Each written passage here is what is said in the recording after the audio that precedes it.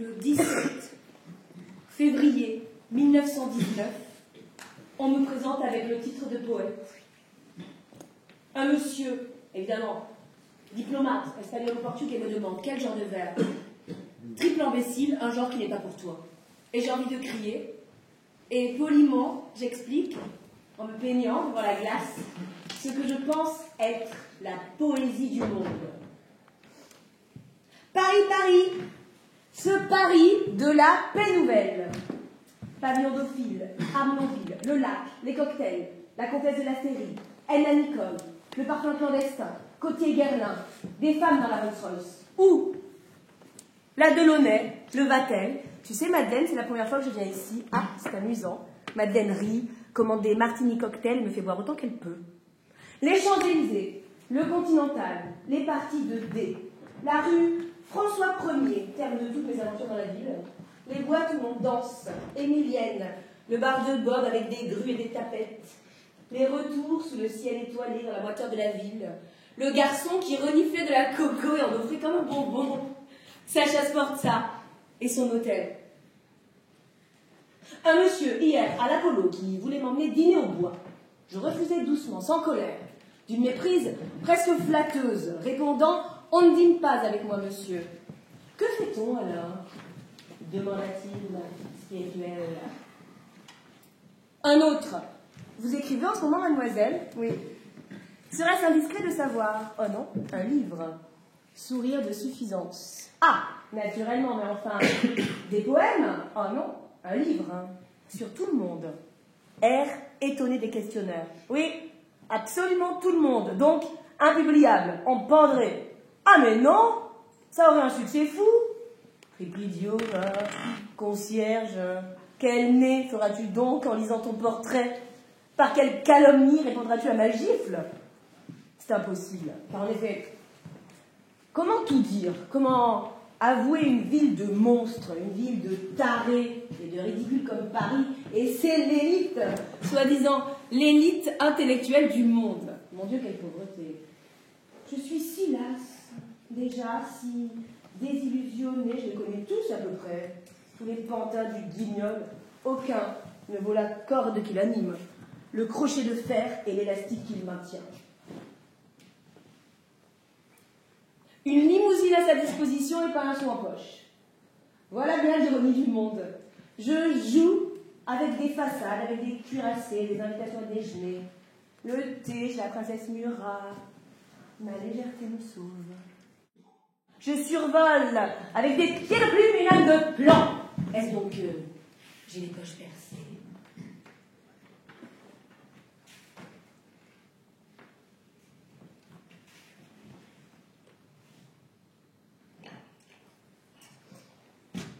Lundi 15 septembre 1919, Fred. Petite horreur qui me fit verser des larmes, oui tout de même. Car j'ai souffert à notre dernière entrevue. Je me sentais en colère, surtout abasourdi par ce cynisme, cette indifférence et cette radicale sottise. Ses yeux clairs mentaient tellement en face, je n'étais pas à la hauteur. J'étais faible, assommée et indignée que cet enfant de couturière ose me quitter moi parce que je la compromettais aux yeux des grues ses amis et des cabots de sa sœur. Elle eut raison et expérience de venir me dire cela en public. Chez elle, je l'aurais battue et sans doute dominée et rendue à la raison à force de gifles et d'écorchures, et nous serions encore ensemble. Se rendit-elle compte de sa sottise? Elle ne faisait pas la chose de gaieté de cœur. Elle ne protestait pas aux injures. Elle eut un mot peuple et drôle quand elle me dit « Je ne connais pas les gens du monde, moi. » Race. J'ajoutais « C'est dommage. » Je lui ai téléphoné ce matin pendant 20 minutes environ, les tempes bourdonnantes et la rage au cœur. Je l'ai injuriée de la façon la plus blessante, espérant faire enfin sortir d'elle un cri d'indignation sincère, mais rien. Je criais « Allô, vous êtes là ?» Ne sachant pas si elle écoutait toujours, et elle écoutait toujours, opposant à ma peine qu'elle devinait l'inertie du silence. Quelle abomination que le téléphone. C'est bien là, depuis 1 an, que j'ai le plus souffert et le plus espéré, crispé au récepteur, où la voix vous arrive comme une moquerie. Si bien qu'on se fâche toujours et c'est affreux. Ma petite Fred, on vous a changé à ce point. J'ai réclamé mon livre, vous fîtes quelques difficultés d'usage. Je vous aurais emmené partout, à Bordeaux, à Marseille. On aurait joué avec le paysage et la mer, et tu n'as pas voulu.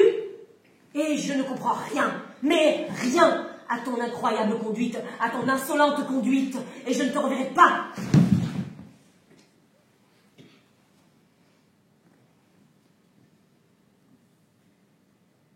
L'amour n'est pour moi qu'une humiliation solitaire. L'amour, c'est l'avenue des Champs-Élysées remontée à 7 heures en pensant où aller. C'est la Concorde de l'après-midi où je divague entre les limousines et les taxis. Où aller? C'est le soir un bar, quelconque un théâtre, un restaurant, le téléphone, quel numéro demander. Je décroche dans la cabine blanche. J'ouvre l'annuaire, un nom oublié remplira peut-être ma soirée vide. Je raccroche les larmes aux yeux. Rien.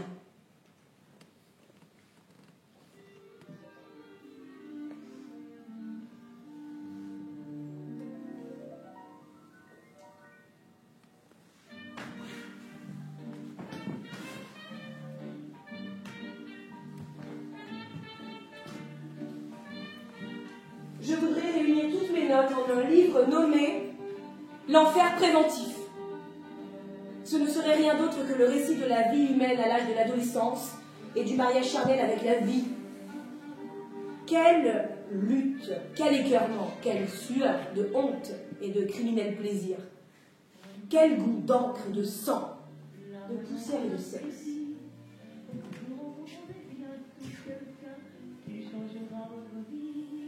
Bien voilà, c'est arrivé. Nous nous sommes rencontrés. C'était vous que j'attendais. C'était vous que je cherchais tout le long de ma vie. C'était vous que j'appelais. C'était vous que j'appelais du fond de mes rêves. C'est pour vous que je vivais. Pourquoi je me gardais, c'était vous qu'il me fallait. Je sais que les gens diront de nous, ils ne l'ont pas déjà dit, que c'est l'irrati du premier coup, c'est de la pure folie. À quoi bon les écouter? Nous le dions-nous rencontrer.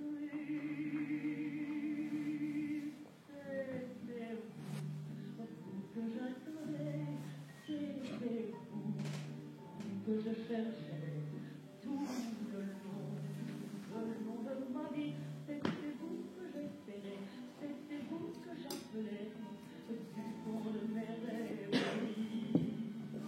C'est pour vous que je vivais, pour vous que je me gardais. C'était vous qui me fallait.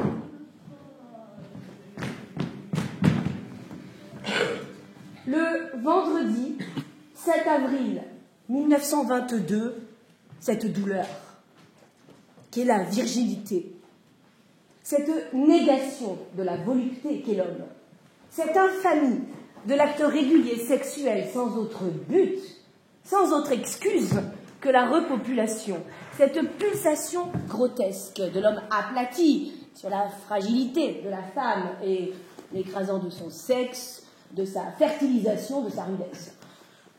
Je n'imaginais point la chose si horrible, si absurde, si mortuaire. Elle dépassa mes prévisions les plus basses. J'y allais comme au suicide, comme à l'amputation nécessaire. J'étais prête à ce sacrifice que depuis trop d'années j'ajournais. Il fallait en finir.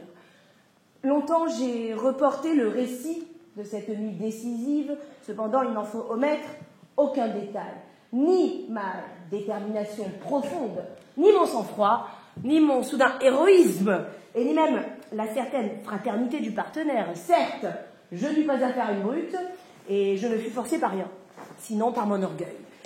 J'ai écrit dans mon carnet, à la date du 19 mars, « Arraché dents ». Cette note légère résume peut-être mieux qu'aucune étude, mon impression du lendemain, sauf que j'avais horriblement mal au ventre et que je me sentais extrêmement fortifiée dans mes convictions précédentes. Toute la différence avait été comblée. Je savais et n'était point convertie. La vie n'était-elle point le risque? Je risquais, je voulais risquer, je voulais savoir. Je m'abandonnais au hasard. L'homme, déjà, sentant mon consentement psychologique et que très loyalement j'acceptais l'expérience, était sur moi, dégainé et prêt.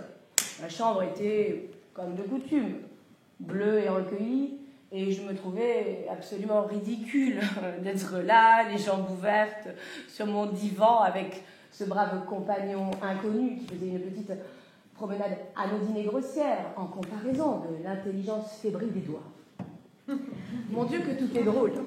C'est alors que, se fiant à ma passivité et à ma distraction apparente, il essaya de pénétrer davantage.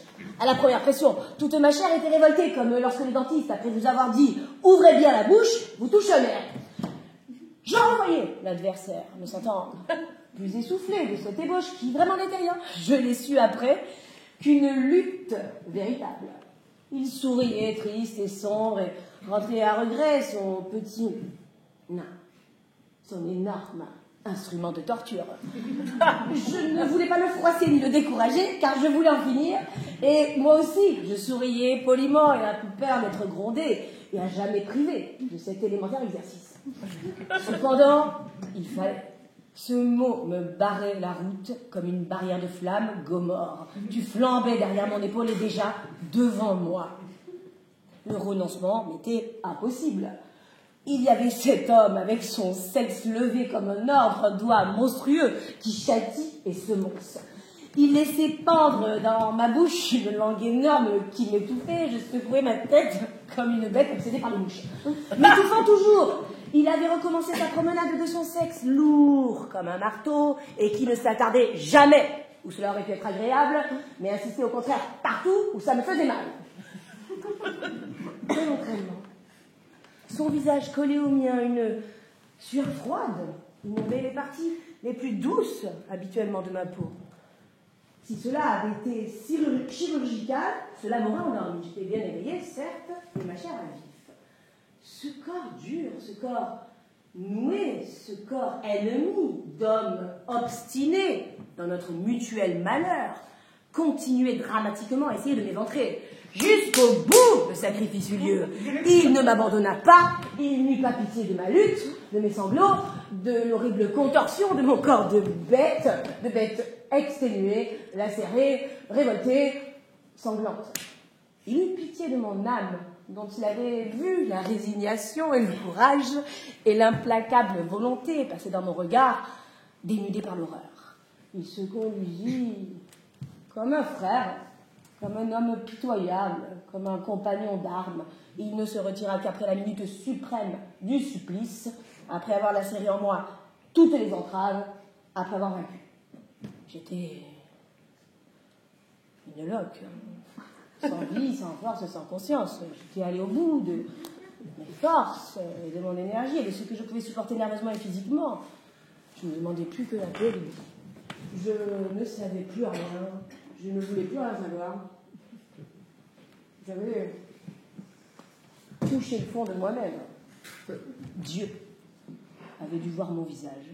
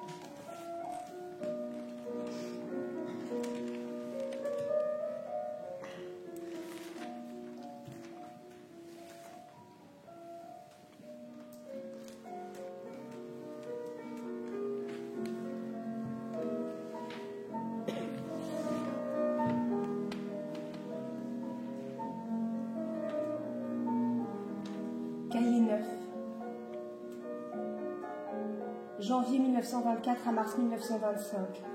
Revoir. Les rencontres à minuit. Première rencontre, la Troïka. Deuxième rencontre, Mont d'Or. Troisième rencontre, soirée. Quatrième rencontre, la demeure abandonnée. Cinquième rencontre, l'étape de nuit. Sixième rencontre, crime. Septième rencontre, la petite maison en soie.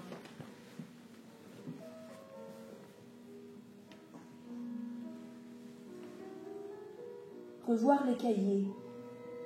Écrire sur Versailles, Bobby, sur la rencontre dans le train, ma belle du Breny, la vie sur la côte, Marseille. Relire Carnaval.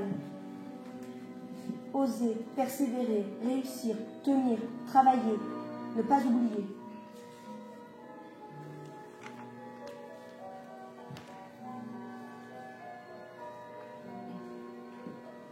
Intervalle du retour de Sicile, octobre 1923 à janvier 1924. Période Olga, abus de fumée rue Rainoir. Drame de séparation réelle pour la première fois avec Marcel. Peu et mal écrit sans doute. Fatigue étant perdue, confusion. Villefranche avec Olga et Marcel. Premier aperçu, passage et silhouette de Rennes, elle va entrer en scène. Elle entre. Retour Paris avec Olga. Printemps fou, ballet russe. Récathlon. Rennes. Jalousie d'Olga. Hôtel d'Orsay, Seine. Je perds ma paix ou la paix. Je vieillis et ma jeunesse est moins légère et indulgente. Je ne le sais guère. Erreur et vanité désordonnée. Folle prétention et ambition et suffisance. Je crois tout gagner sans avoir rien fait. Le succès m'aveugle. Je tombe dans le piège. Tout commence d'être perdu et je me crois au sommet de la réussite acquise pour toujours désormais, hélas. Premier Amboise avec Rennes, Annecy, première fois, premier voyage d'Italie, Trieste, Venise, Porto Rose, Brindisi, la Grèce, Naples, Rome, Paris, Lutetia, Font-Romeu, première fois, la neige. Le travail jeunesse perdue, commencé en décembre 1924, Amboise, la maison du poète. Bonheur absolu mais inaperçu, hélas.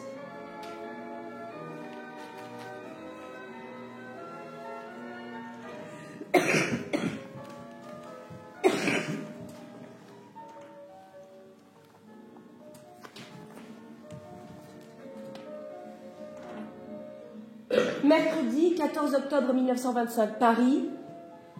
Après des périodes de désespoir et de doute complet de moi-même, je reprends assez confiance tout à coup pour La jeunesse perdue.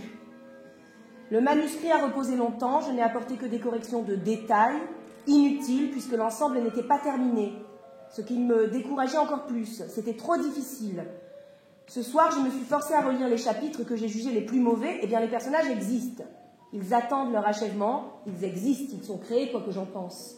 L'air circule malgré tout dans les pages griffonnées, pleines de retouches et d'hésitations.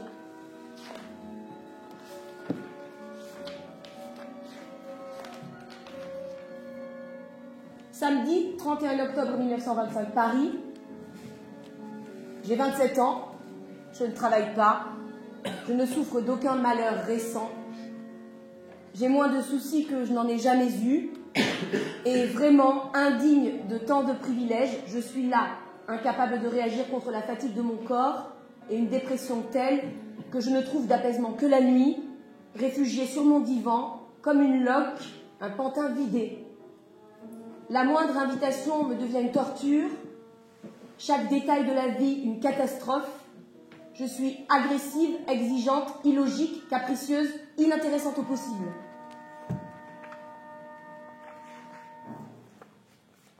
Fin novembre 1925, Paris.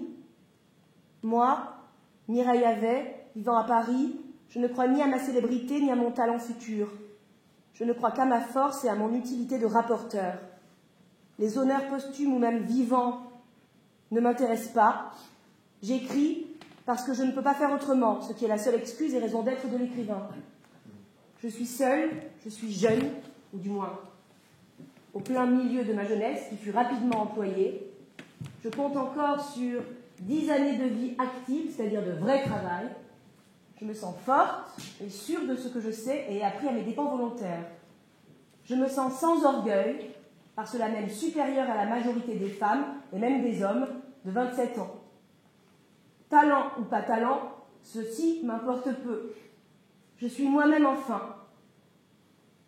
J'ai un crayon, du papier, une lampe.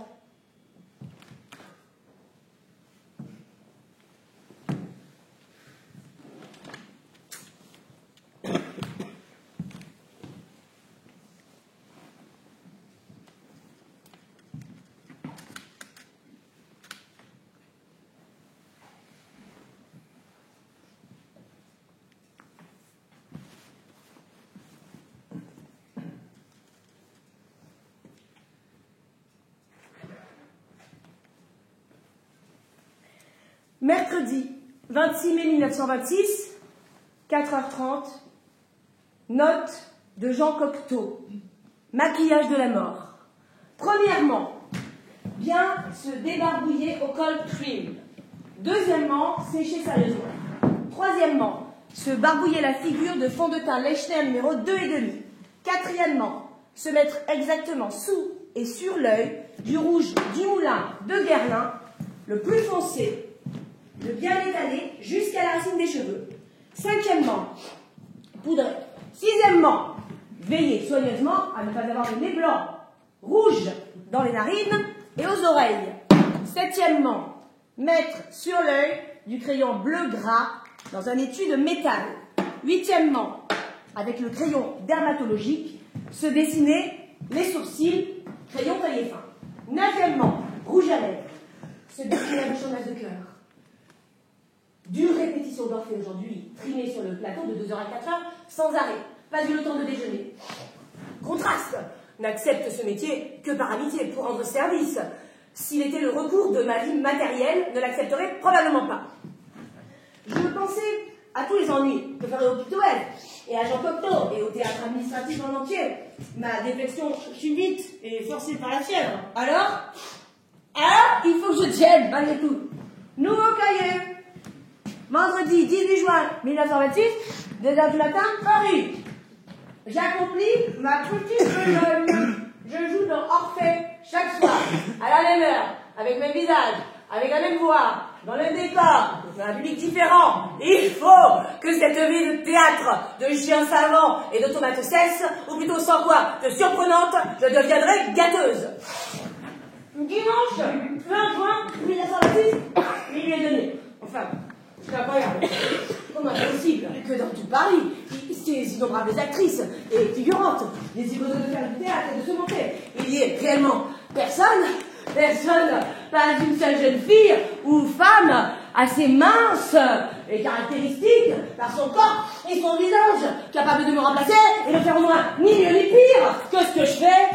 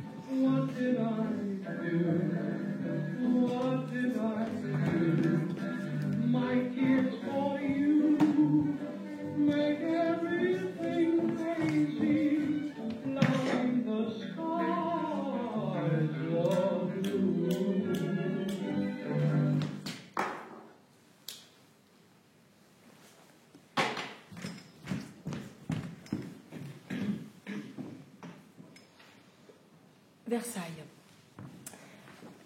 Jeudi 8 février 1923. Hier soir, il est vrai, j'étais un mauvais ange. Ma veste de feu rose communiquait à mon cœur un éclat insolite et le goût du sortilège. J'étais possédée d'une agitation bondissante, souple et sèche, comme l'électricité. Et je torturais consciemment cette femme couchée avec une insolence digne du diable. Vous êtes le diable, disait-elle, j'ai peur, vous ne faites pas, j'appelle au secours.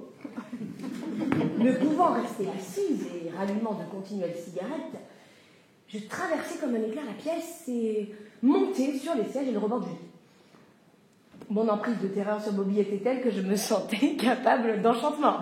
Sa crédulité et les succès obtenus me firent éteindre les lumières. Seule avec moi, dans l'ombre, j'ai cru qu'elle allait s'évanouir. J'ai trop peur, j'ai trop peur. Qu'allez-vous faire? Je n'ai jamais vu un être comme vous. Vous êtes un danger public. Je l'ai fait. Ceci fait réfléchir. Un danger public. Ma différence avec toutes les autres me sauta aux yeux.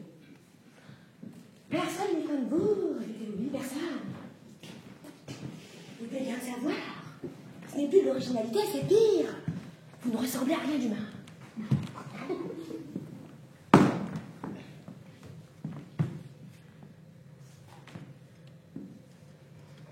Rupture de la vie. Qu'elles sont toujours pénibles.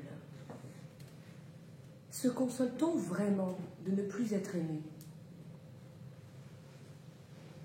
Je me suis jetée sur elle, galvanisée, possédée par un désir sans nom de la battre, de la vaincre, par la violence de l'humilier dans sa chair, de la marquer de mes coups et vraiment de danser sur son ventre comme un chef sauvage sur sa victime blanche.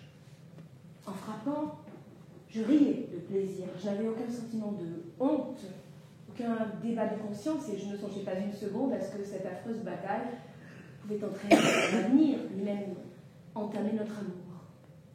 Je frappais avec l'idée fixe, naturellement, d'être la plus adroite et la plus forte, afin de vaincre totalement. Et pour la première fois de ma vie, je n'avais pas la moindre crainte de faire mal. Donc, tapons, calculons, soyons traîtres, obstinés, sans pitié ni défaillance nerveuse. Hors d'elle, elle essaya naturellement de se défendre et de m'infliger alors à son tour une mémorable correction. Ses larmes la perdirent en l'affaiblissant, elle augmentait ma rage. J'étais ravie, enchantée, comblée d'aise de l'avoir sangloté sous mes coups. Quand elle s'affaissa, projetée brutalement par moi sur le lit où j'avais largement beau jeu de la rouer de coups, ce que je commençais aussitôt à faire, de coups de poing encore. Le sentiment réellement atroce de ce qui se passait, à ce moment, dut en elle submerger tout désir de se défendre et brusquement la suffoquer d'un désespoir sans nom. Alors ses larmes jaillirent, effroyables et inhumaines, de torture manifeste. Non, je n'ai pas le cœur dur, et j'aime cette femme plus que tout. Je ne suis ni un monstre ni une folle, la perdrix qui voit ma mort. Alors par quelle possession infernale et soumission aux ordres de Satan ai-je eu la cruauté de rire et de lui crier en redoublant mes coups? Oui, pleure, pleure donc encore, encore, je ne sais pas, je n'étais plus moi. Avec violence, elle me fit passer le seuil. Par miracle, je ne tombais pas. La porte claqua sur moi. Je fus seule. J'étais à demi nue, dans mon pyjama arraché et entrouvert, les pieds nus, ayant perdu mes sandales dans la bataille et sans conscience. De l'autre côté de la porte, j'entendis Reine, la voix étranglée qui demandait ses malles. Alors brusquement, je revins sur la terre. Je compris toute l'horreur de la réalité nouvelle, de la réalité. Et comme une bête, je me mis à quatre pattes et me mis en gémissant à frapper le sol avec ma tête et mes poings. C'est fini. Elle était vraiment nulle en tout. Sinon, dans l'art de s'habiller, c'est à peu près la seule chose qui l'intéressait d'une manière suivie. Vraiment, j'aurais pu m'éfier. Je n'ai pu croire à la franchise humaine si peu cachée. Cette femme est butée comme une mule, sotte comme une oie, invisible comme une autruche, et dissimulé comme une grue, ou plutôt grue comme une putain. Tout est fini. Reine est perdue. Martial est perdu. Qu'au moins, si je me tue, l'on sache pourquoi. Ma vie en 3 mois s'est entièrement retournée contre moi. La réussite est devenue l'échec. L'amour, l'abandon et l'oubli brusque, l'amitié, la rancune, l'accusation et l'insulte. Ma maison, d'ici l'été, sera abattue comme la voisine, à coups de pioche.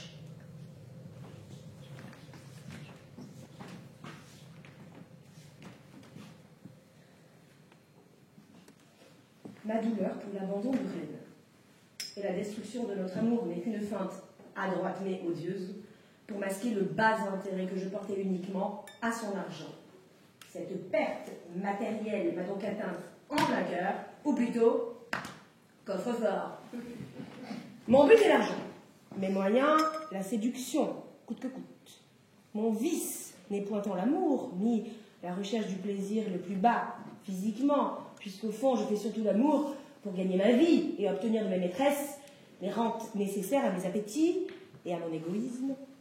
Mais en tout premier lieu et avant tout, les toxiques, et en particulier la morphine, dans l'ivresse supposée de laquelle je vautre mon âme calculatrice et mon corps amoureux de léthargie artificielle, qui permettent d'oublier les déconvenus de ma carrière illicite, mais très répandue à Paris.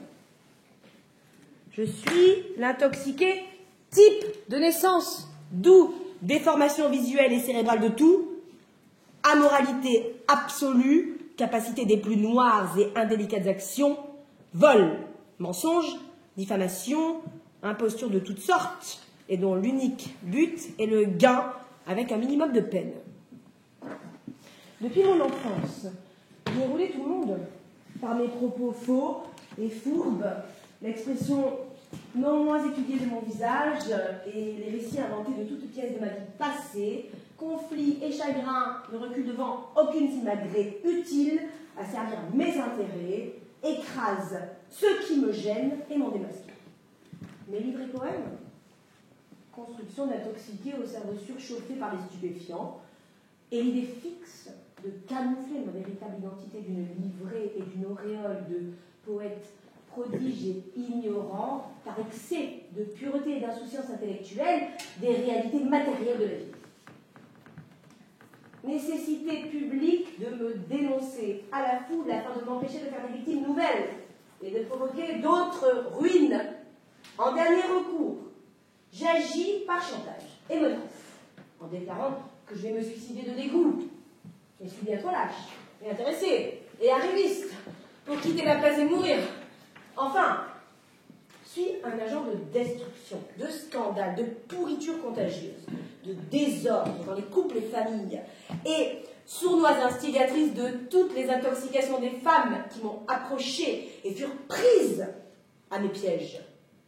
Enfin, ayant sans doute dépassé les limites de la tolérance humaine et de la patience de mes amis par trop exploités en prolongeant par trop la comédie du désespoir au sujet de Rennes et de son abandon, bien légitime quand on connaît, je mérite enfin, abondamment, le malheur qui paraît depuis 3 mois m'accabler et mes successifs échecs dont je suis l'unique auteur et seul responsable, et il est temps de m'infliger une leçon et de ne plus m'aider à cacher mes vices.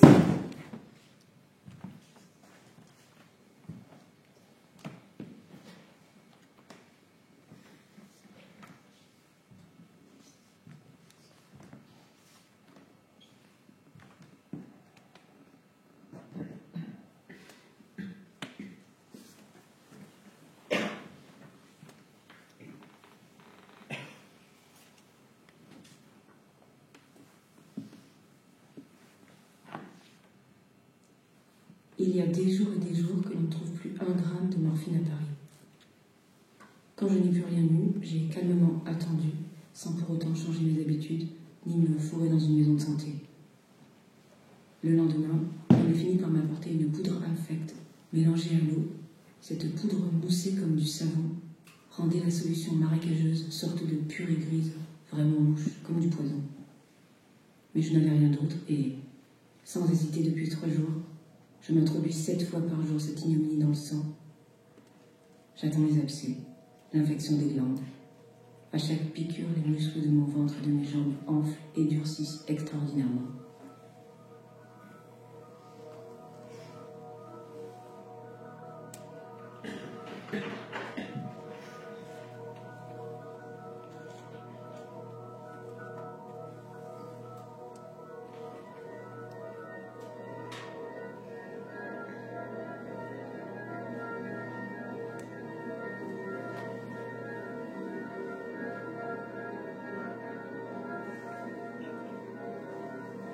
Journal 1927. Nouveau cahier. Paris, 51 rue Renoir, 16e. Dimanche 9 janvier 1927, 2h du matin. Le premier petit cahier plus mince et plus pauvre. Le premier qui n'a pas été acheté chez Smith avec une espèce d'amour dans le choix du cuir et du papier, de réjouissance avide et de curiosité de moi-même à moi-même quant à ce qu'il contiendrait dans l'avenir.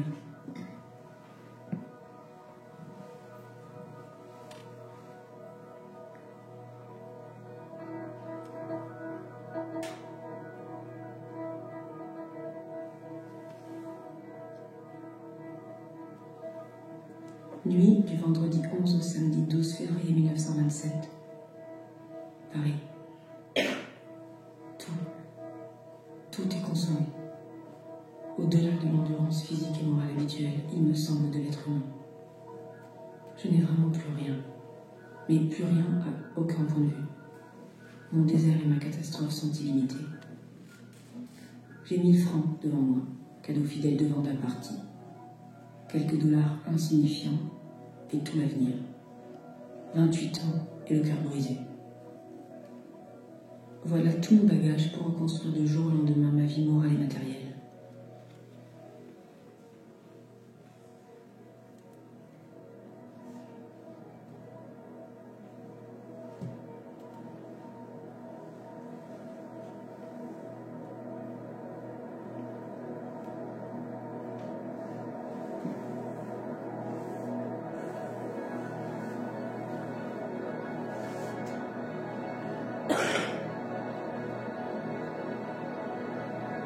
Nuit du lundi 14 au mardi 15 mars 1927. Paris. Partir pour l'Amérique. Les plages de Floride, cyclone de l'Atlantique équatorial. Partir pour l'Égypte, la mer Rouge. Aden. Ses longs dans ses palmes, la ceinture rouge, ses torses nus, ses montagnes, ses corbeaux voleurs comme des pieds.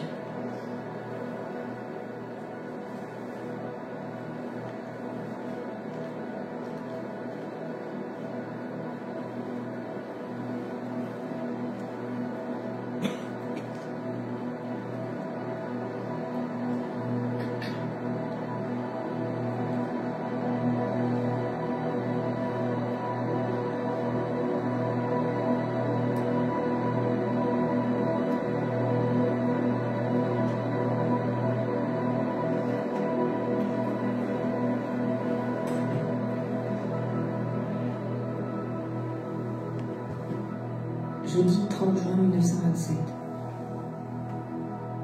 Sortie pour acheter revolver. Soirée affreuse. Hésitation de suicide. Décide attendre visite de Robbie.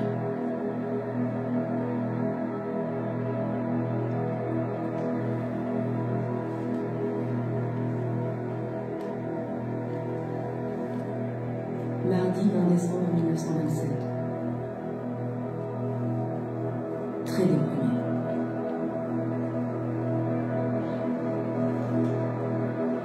Lundi 20 février 1928. Très déprimé. Mauvais réveil, resté là. Écrit lettre fatale à Robbie et sorti pour mourir elle-même. Marché 2 heures dans Paris désespéré. Autour de 3 heures ici. Trouver Robbie bizarre. Scène atroce aidée par Robbie ignoré. Douleur folle, attendu toutes les nuits.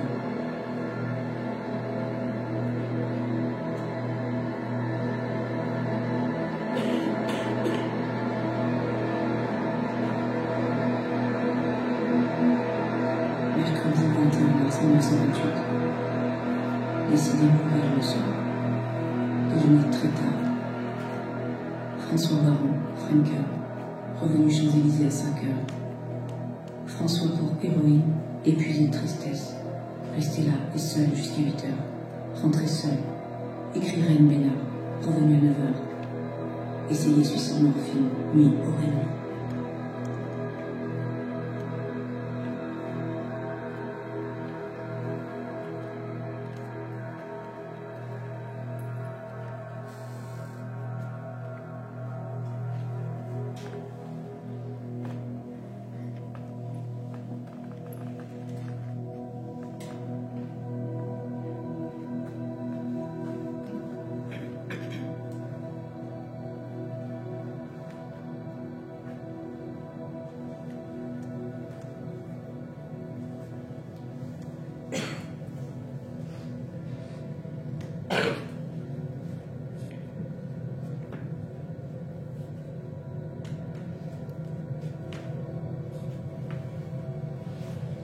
Nouveau cahier. Jeudi 24 mai 1928, Nice, 2 heures du matin. J'ai 30 ans moins 1 an. Et ma vie n'existe plus. Je n'ai plus de vie.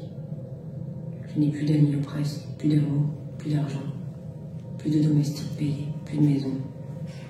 Il y a 4 ans, 3 ans, 2 ans, 1 an encore, j'avais de l'argent, versement assez régulier. Une femme de chambre, une maison pleine de fleurs et les plus belles et opulentes de Paris. J'avais des costumes neufs et un tailleur aussi, le premier de Paris. Un coiffeur, une manucure attitrée, des cigarettes et toujours au moins quelques centaines de francs sur moi. La vie s'ouvrait, centrale comme un livre en son milieu, mais il y avait dans ce trop beau livre ouvert une toute petite fêlure, quelque chose comme une épine qui portait malgré tout avec elle sa blessure et son ombre. Cette tache, cette fêlure, invisible et secrète, ce rien, c'était tout. C'était la morphine. Progressivement, je le répète, comme un rouleau compresseur qui avance, ne connaît aucun obstacle et fait lentement son travail d'heure en heure. La morphine a tout détruit, tout sapé, tout anéanti, j'ai tout perdu. Mon ami, son argent, nos maisons, ma confiance, ma santé, mes années, mon talent, mon courage, ma fraîcheur, l'amour. Même l'amitié, la poésie, qui s'est retirée de moi, comme la mer abandonne un rocher trop ingrat et qui, désormais déchiqueté, rude, délaissé, presque effrayant dans son isolement dès l'or éternel, s'élèvera seul des flots, sans oiseaux et sans graines, sans terre surtout. La morphine, cette écharde invisible du début est devenue le poignard, la hallebarde qui, à travers mon corps, a transpercé mon cœur et mon corps et m'a tué, m'a cloué au sol plus bas, à la terre boueuse, où l'on m'enterrera, enfin, la morphine et sa sœur la cocaïne et l'héroïne, son aînée, cette fois plus dangereuse et toxique qu'aucun des poisons, ont peu à peu tout remplacé et maintenant me reste seule. C'est avec elle, dès lors, que je passe toutes mes nuits. Elles sont mes amours, elles sont mes ennemis, elles sont mes compagnes et ma consolation atroce, elles sont ma vie, elles sont ma mort parce que j'ai tout perdu par elles de mes biens humains et terrestres. Elles sont ma mort parce que chaque jour, dans l'isolement secret triplement fortifié qu'elles m'ont fait, je perds de plus en plus mon âme, qui seule me reste encore, mon âme, qu'elles finiront bien dans un affreux scandale, un ignoble accident, à séparer de mon corps, emporté avec elle en enfer, dans la mort. Perdu, j'ai tout perdu, j'avais tout au monde, j'ai tout eu, je ne possède plus rien que mes pauvres paquets de cocaïne, héroïne, mes pauvres paquets honteux, mortels et achetés de préférence, à toute nourriture ou vêtements, certes achetés avec mon dernier argent, je ne possède plus rien, et ce sont mes paquets mêmes qui me possèdent. L'amour est loin, la vie aussi, héroïne, cocaïne, la nuit s'avance. Sans espoir, je vis comme une bête condamnée à l'abattoir, mais qui ignore, dans sa case, les projets des hommes et le jour où on l'abattra.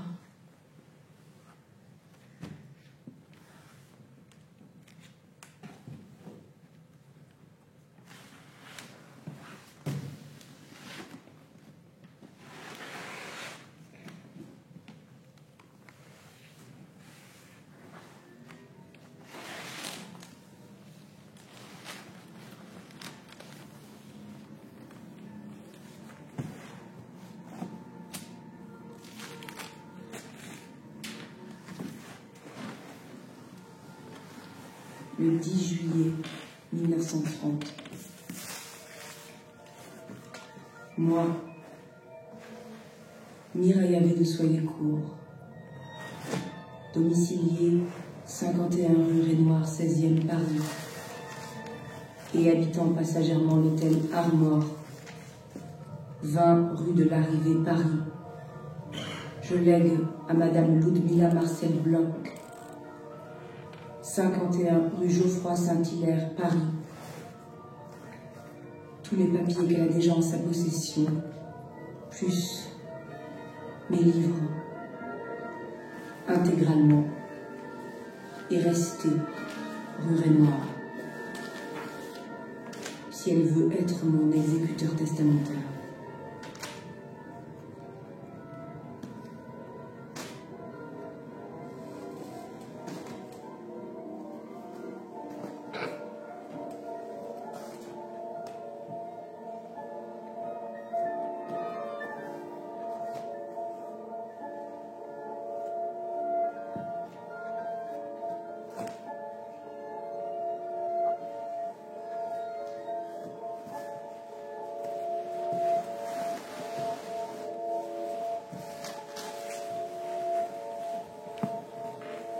Mardi 2 juillet 1929, Paris. J'ai mangé pour 2 francs de pâté de campagne, un petit pain de 7 sous, et acheté une boîte de cigarettes Maryland à 4 francs 40. Voilà tout mon dîner et premier repas de la journée. Il me reste 1 franc pour un métro demain, pour me sauver de chez moi, car ce sera nécessaire. Et où irai-je? Je vais prendre un peu d'opium pour tâcher de dormir cette nuit. Je suis si mal, si mal. Je voudrais être à Juan-les-Pins, dans un petit maillot rouge, sur la plage près du bar du Canard. J'aurais déjà pris un gin fizz en descendant la mer, sur la terrasse du casino, où j'en reprendrai d'autres en remontant.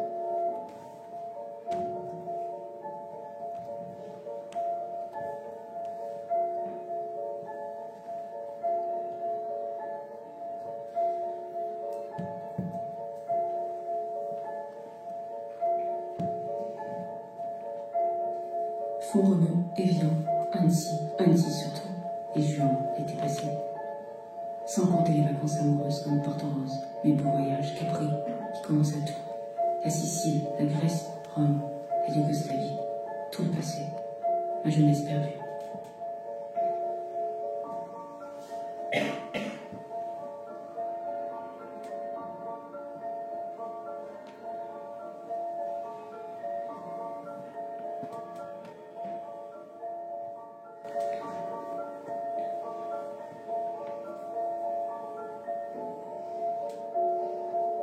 Je veux faire l'amour. Mon pauvre corps est marqué, ruiné de drogue et de cicatrices, avec ma plaie immonde au genou et toute ma dégénérescence physique. Je suis une folle, car je ne peux faire envie à personne, et j'exige une femme belle comme celle que j'ai toujours eue entre mes jambes, râlant et me frappant d'impatience, exigeant toujours plus et mieux, et pour moi et pour elle. 4 heures la nuit. Merde. Je suis préoccupée, je transpire, je ne dors pas. L'argent. Toujours. Merde. Courage, ma fille. Ou plutôt, mon faux garçon.